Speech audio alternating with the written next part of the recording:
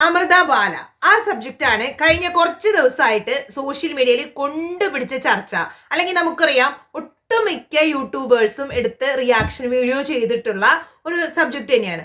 പക്ഷേ എനിക്ക് ഫീൽ ചെയ്തത്, അതായത് മിക്ക വീഡിയോസും അല്ലെങ്കിൽ ഒരു 90% കമന്റ്സും കാര്യങ്ങളും ഒക്കെ നമ്മൾ നോക്കുകയാണെന്നുണ്ടെങ്കിൽ നമുക്ക് തോന്നും പാപ്പുവിനെ സപ്പോർട്ട് ചെയ്ത് അല്ലെങ്കിൽ അമൃതേനെ സപ്പോർട്ട് ചെയ്തിട്ടാണ്.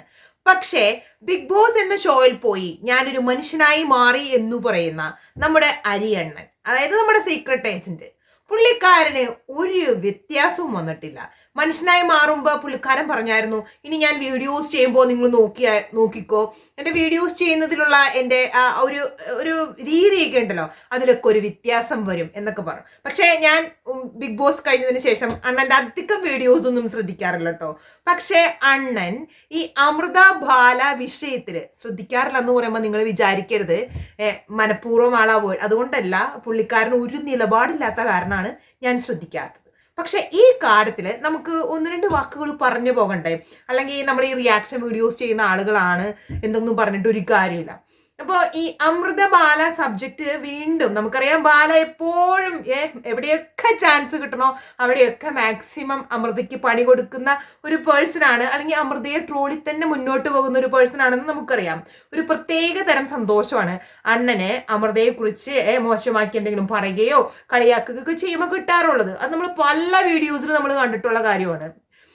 അപ്പോൾ നമ്മുടെ അരിയണ്ണന്റെ ഒരു കാര്യം എന്ന് പറഞ്ഞു കഴിഞ്ഞാൽ എനിക്ക് തോന്നുന്നു ഈ പ്രശ്നം വീണ്ടും വന്നതിന് ശേഷം പുള്ളിക്കാരൻ എത്ര വീഡിയോസ് ചെയ്തു എന്ന് ചോദിച്ചു കഴിഞ്ഞാൽ പറയുകയാണെന്നുണ്ടെങ്കിൽ അണ്ണൻ ഒരു വ്യത്യാസമില്ല. അരിക്ക് വേണ്ടി ആളുകൾ ഇങ്ങനെ വെച്ച് വിറ്റ് തിന്ന എന്ന് പറയത്തില്ലേ, ആ ഒരു പരിപാടി തന്നെ. അമൃതയോ അല്ലെങ്കിൽ ഈ പറഞ്ഞ ബാലയാണെങ്കിലും ഇപ്പൊ അവർ പാപ്പൂട്ട വീഡിയോ ആണെങ്കിലും അല്ലെങ്കിൽ അതിനെ റിലേറ്റ് ചെയ്ത് ഈവൻ അവരുടെ ഡ്രൈവറായിട്ടുള്ള ഒരു പേഴ്സൺ പോലും ഒരു വീഡിയോ ഇട്ടു, എല്ലാം കൊണ്ടുവന്ന് വെച്ച് ഇങ്ങനെ അറുത്ത് മുറിച്ച് എന്തൊക്കെ ചെയ്തു കഴിഞ്ഞാലും നമുക്ക് വീഡിയോ കാണുന്ന എല്ലാ ആളുകൾക്കും മനസ്സിലാവും നമ്മുടെ അരിയണ്ണൻ ഏത് പക്ഷമാണ്, ആർക്ക് വേണ്ടിയാണ് സംസാരിക്കുന്നത്, അല്ലെങ്കിൽ ആരെയാണ് വെള്ള പൂശാൻ ശ്രമിക്കുന്നത്. ഇത് അണ്ണന്റെ എല്ലാ വീഡിയോസിലും ഇപ്പൊ ഈ സബ്ജക്റ്റ് എന്നല്ല ഏതൊരു സബ്ജക്റ്റ് എടുക്കുകയാണെങ്കിലും അണ്ണൻ അങ്ങനെ വീഡിയോ ചെയ്യുന്ന ഒരു പേഴ്സൺ ആണ്. അപ്പൊ നമുക്ക് അണ്ണനെ കുറിച്ച് വിശദമായി പറയുന്നതിന് മുമ്പ്, അപ്പൊ അണ്ണനെ കുറിച്ച് പറയാനാണോ? അല്ല, നമ്മുടെ വീഡിയോ ആദ്യമായി കാണുന്ന ആളുകളാണെങ്കിൽ സബ് ചെയ്യാൻ മറക്കരുത്. അതുപോലെ തന്നെ ലൈക്ക് കമന്റ്സ് ഒക്കെ നമ്മുടെ വീഡിയോയുടെ താഴെ വരണം കേട്ടോ. അമൃതയും ബാലയും തമ്മിൽ എന്ത് പ്രശ്നം ഉണ്ടെങ്കിലും അതൊക്കെ അവരുടെ പേഴ്സണൽ കാര്യങ്ങൾ, നമുക്ക് അതിനെ കുറിച്ച് വലിയ ഡീറ്റെയിൽസ് ഒന്നും അറിയത്തില്ല. ഇപ്പൊ അമൃത മുന്നോട്ട് വന്ന് കുറെ കാര്യങ്ങൾ വെളിപ്പെടുത്തിയായിരുന്നു. മുൻപേ ചെയ്യണോ എന്ന് ചോദിച്ചു കഴിഞ്ഞാൽ അഗെയിൻ സോഷ്യൽ മീഡിയയിൽ സ്വന്തം ജീവിതം ഇട്ട് മറ്റുള്ളവരെ കളിയാക്കാനോ അല്ലെങ്കിൽ മറ്റുള്ളവർക്ക് ട്രോളാൻ കൊടുക്കാൻ താല്പര്യമില്ലാത്തത് കൊണ്ടായിരിക്കാം ആ വ്യക്തി മാറി നിന്നത്, അല്ലെങ്കിൽ അത് മുന്നോട്ട് വന്ന് പറയാനുള്ള ഒരു സമയമായിട്ടില്ല. അതിനും വേണം അല്ലെ ഭയങ്കര സ്ട്രെങ്ത്. കാരണം നമുക്കറിയാം സോഷ്യൽ മീഡിയയിൽ വന്ന് എന്തു പറഞ്ഞു കഴിഞ്ഞാലും സൈബർ അറ്റാക്ക് എന്ന് പറഞ്ഞാൽ ഒരു സംശയം വേണ്ട, 4 പാടുന്നും ആളുകള് മാക്സിമം ആ മനുഷ്യനെ കൊല വിളിക്കും. അപ്പൊ അതൊക്കെ ഭയന്നുകൊണ്ട് തന്നെയായിരിക്കും അമൃത സൈലന്റ് ആയി തന്റെ ഒരു അവസ്ഥ, അതായത് നമുക്ക് പറയാം ആ ഒരു നിസ്സഹായ അവസ്ഥ, അതുകൊണ്ടായിരിക്കും മിണ്ടാതിരുന്നത്.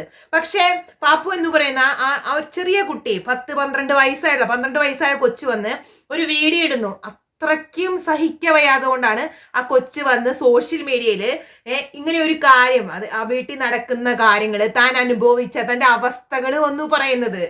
അപ്പൊ ആ കുട്ടി വന്നത് പറയുമ്പോ അമൃത തന്നെ പറയുന്നുണ്ട്, അത്രമാത്രം കമന്റ്സിലൂടെ ആ കുട്ടിയെ കുറെ ആളുകൾ മോശമായി ചിത്രീകരിച്ച് ഒക്കെ പറയാവോ, അത്രമാത്രം ആ കൊച്ചിനെ പറഞ്ഞു എന്ന് അമൃത പറയുന്നുണ്ട്.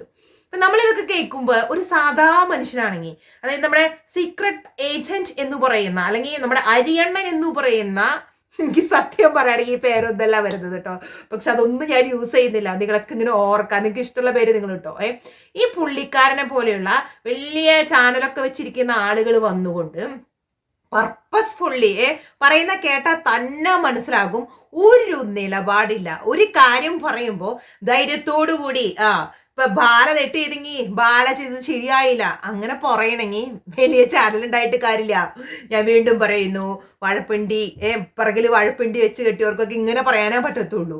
ഒരുമാതിരി തൊട്ടും അവിടെയും തൊടില്ല ഇവിടെയും തൊടില്ല, അന്ന് ഞാൻ ബാലിച്ചേട്ടന്റെ കൂടെയാണ്, ആ ഒരു സൈഡ് പിടിച്ചിട്ടുള്ളൊരു വീഡിയോ.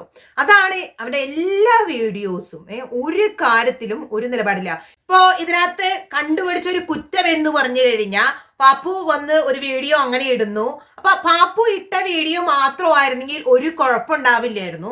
അതിന് പിന്നാലെ അമൃത വന്ന് വീഡിയോ ഇടുന്നു. അപ്പൊ വീണ്ടും ആ കൊച്ചിനെ സൈബർ അറ്റാക്കിന് ഇട്ട് കൊടുക്കുമല്ലേ. എന്തൊരു ന്യായങ്ങളാണ് പറയുന്നത്.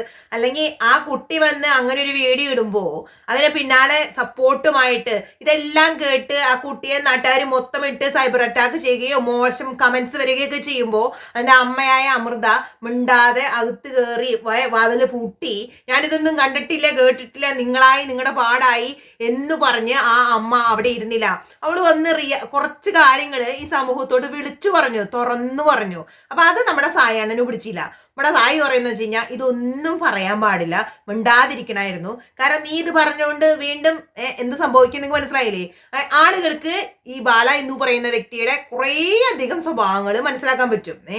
അപ്പോ ആ 1, 2, 3 വീഡിയോസിലും പറയുന്നതെന്ന് വെച്ച് കഴിഞ്ഞാൽ നമുക്ക് മനസ്സിലാകും. അതായത് തലയ്ക്കകത്ത് എന്തെങ്കിലുമുള്ള അരി ആഹാരം കഴിക്കുന്ന ആളുകൾക്കാണെങ്കിൽ ഇവൻ പറയുന്നത് കേൾക്കുമ്പോൾ തന്നെ മനസ്സിലാകും ബാലയെ സപ്പോർട്ട് ചെയ്ത് അമൃതയെ മാക്സിമം മോശക്കാരിയാക്കാൻ വേണ്ടി ചെയ്യുന്ന അല്ലെങ്കിൽ ബാലയെ വെളുപ്പിക്കാൻ വേണ്ടി ചെയ്യുന്ന ഒരു വീഡിയോ ആണെന്ന് അല്ലെങ്കിൽ നമുക്ക് പറയാം. ആ കുട്ടി ഒരു വീഡിയോ ഇട്ട് കഴിഞ്ഞപ്പോ അതിന്റെ പുറകിലൂടെ പെട്ടെന്ന് ഇമോഷണലായി ഞാൻ വലിയൊരു ഒരു നല്ലൊരു പേഴ്സൺ ആണ്, നല്ലൊരു അച്ഛനാണ് എന്നൊക്കെ തെളിയിക്കാൻ വേണ്ടി ഒരു ഇമോഷണൽ വീഡിയോയുമായി ബാല വന്നായിരുന്നു.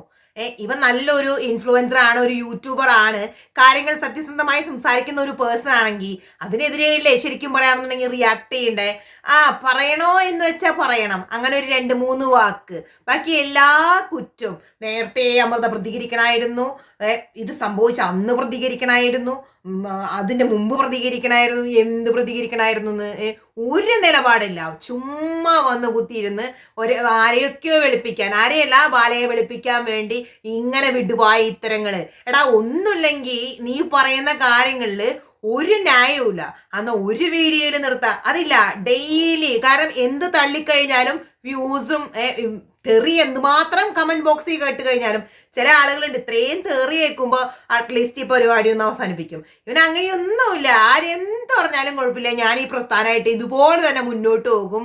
കാരണം എന്നെ സംബന്ധിച്ചിടത്തോളം ഞാൻ ഇനി ഇതിന് കൂടുതൽ പറഞ്ഞാൽ എനിക്ക് ശരിക്കും പറഞ്ഞ ദേഷ്യം വരും. കുഞ്ഞ് സീക്രട്ടേ നിനക്കിത് എങ്ങനെ പറ്റുന്നു, അല്ലെങ്കിൽ എങ്ങനെ പറ്റുന്നു അറിയണ്ട.